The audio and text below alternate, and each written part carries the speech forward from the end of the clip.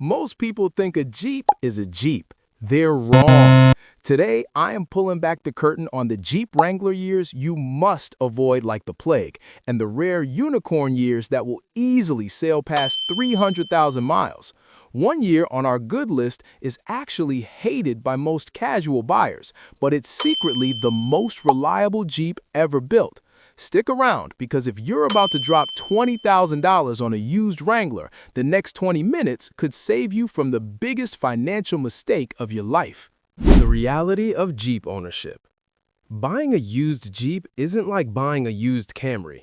You aren't just buying a commuter, you're buying a lifestyle. But that lifestyle quickly turns into a nightmare when death wobble enters your vocabulary. I've analyzed decades of long-term reliability trends, sifted through thousands of owner complaints, and looked at actual buying data to separate the risky years from the dependable ones. Maintenance always matters, but some years were simply born with genetic defects from the factory. Let's dive into the research carefully list. These are the years where the repair bills often outweigh the fun. The avoid list, deep dive. Number 1. 2007, the year of the new car jitters. The 2007 Wrangler sits at the top of every caution list for a reason. This was the first year of the JK generation. In the automotive world, the first year of a total redesign is almost always a gamble. The TIPM nightmare. This is the biggest headache for 2007 owners. The TIPM, the totally integrated power module. Think of it as the Jeep's brain. When it fails, your Jeep starts acting possessed. Windshield wipers turn on by themselves, the horn honks in the middle of the night, and most dangerously, the engine can stall at highway speeds. The death wobble. This is where the infamous death wobble really gained its reputation. It's a violent steering wheel shaking that feels like the front end is coming apart. In 2007 models, this wasn't just a quirk, it was a systemic failure of the suspension geometry that hadn't been perfected yet. Number 2. 2008, history repeating itself. If you thought Jeep fixed the 2007 issues by 2008, think again. The 2008 model carries nearly all the same DNA flaws. Safety first, safety recalls remained at an all-time high. Airbag failures and clock spring problems plagued this year. Imagine being in a collision and your safety systems simply don't deploy because of a faulty wire in the steering column. Drivability issues. Owners reported chronic stalling. Dealers struggled to diagnose it because the electronic throttle control and engine management systems were riddled with bugs. If you buy a 2008, you aren't just buying a Jeep, you're buying a permanent spot in your mechanic's waiting room. Number 3. 2010, the oil and interior crisis. By 2010, the death wobble was slightly less common, but new monsters emerged. Fluid leaks. As these models hit the 10-year mark, they become notorious for oil leaks. Gaskets, seals, and O-rings, it's like the engine was designed to sweat oil. Interior quality. This was the era of cheap plastics. Owners report dashboards cracking under the sun, seat fabrics tearing within months, and interior trim pieces literally falling off. It's a vehicle that feels old long before it actually is. Number 4. 2012, the Pentastar teething year. This one is controversial. 2012 brought the much-needed 3.6-liter Pentastar V6, which offered way more power than the old 3.8-liter. But being the first year for this engine in a Wrangler meant that it was the guinea pig. The oil cooler disaster. The 2012 oil coolers are notorious for cracking. When they crack, they leak oil into the engine valley, which can lead to catastrophic engine failure if not caught. Recall heavy. 2012 has one of the highest recall counts in Wrangler history. From transmission lines to braking components, it was a year of trial and error. Smart shoppers skip the 2012 and go straight to 2013 or 2015. Number 5. 2018, the JL launch. The JL was a massive leap forward in technology, but once again, the first-year rule applies. Steering play.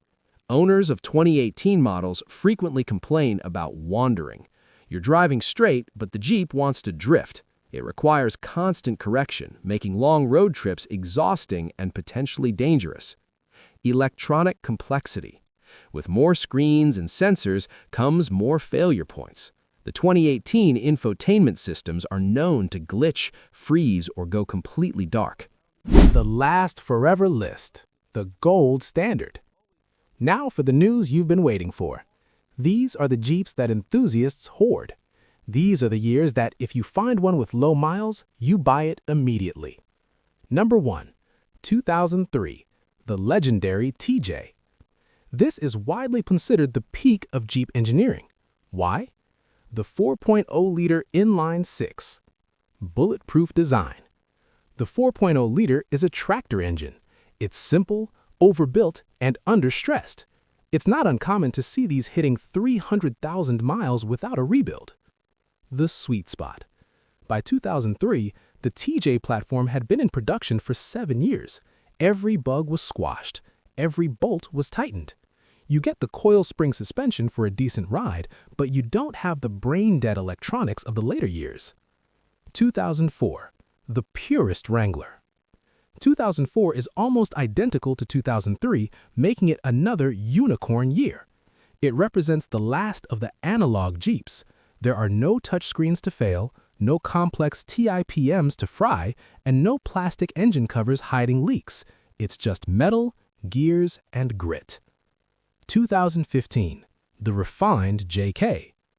If you want a modern Jeep with a backup camera and a heater that actually works, 2015 is your year. Engine maturity. By 2015, the 3.6-liter Pentastar was perfected. The oil cooler issues of 2012 were resolved. The automatic transmissions became smoother and more reliable. Build quality. You can feel the difference in the door slams and the interior quietness. Jeep finally figured out how to build a JK that didn't feel like it was made of Legos. 2017, the pinnacle of the JK. 2017 was the final full year of the JK production. Jeep had a decade to get this right, and they did. It has the lowest complaint volume of any JK year. If you want the most reliable, modern-looking Jeep, this is the winner. 2019, the JL sweet spot. If you absolutely must have the newest tech, the 2019 is where the JL generation finally found its footing. The steering issues of 2018 were largely addressed, and the manufacturing process had matured. It's the perfect balance of modern luxury and off-road capability. So, what's the secret? It's simple. Avoid the first and second year of any new generation. If you're a budget-conscious buyer looking for a project, go 2003-2004. If you're a family man who needs a reliable daily driver that can still hit the trails on the weekend, look for a 2015 or 2017. The golden rule, a well-maintained bad year can sometimes outlast a neglected good year.